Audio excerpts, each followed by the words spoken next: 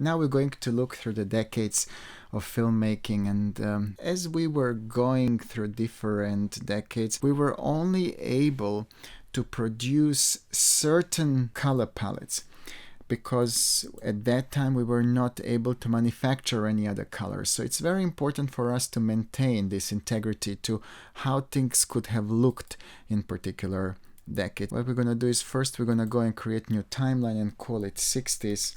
And a great shot for like a 60s look is going to be this one. It's a E002 CO4. So it's basically very similar to the previous look, but with just a slightly different background, which is more like a monochrome, which is going to help us a little bit better establish to how 60s would have looked like. So what we're going to do then is we're going to go introduce another serial node, and then we're going to drop Colourlab on top. So let's have a look. We're going to go and select Alexa as our camera.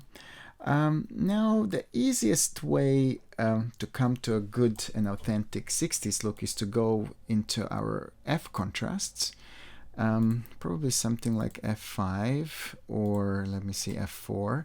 F4 is going to look very well. So you see we have this kind of really nice and crunchy look, but very filmic, very analog.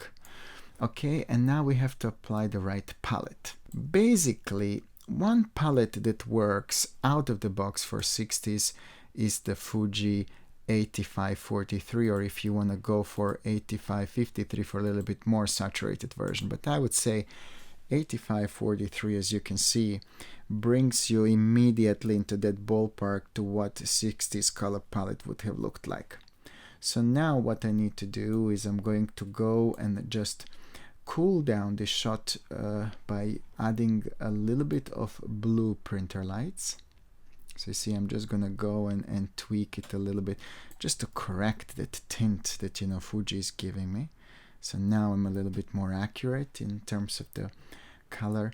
Then I'm gonna go and maybe just introduce slightly more contrast by putting down my lift like this, and then I'm just gonna go and open up my gamma a notch.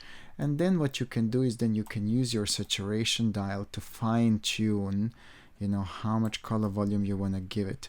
So maybe you can go for a little bit stronger feel, which is also okay, like this, for example. And this is going to be like very, very nice and quick way how to achieve that 60s looking color palette.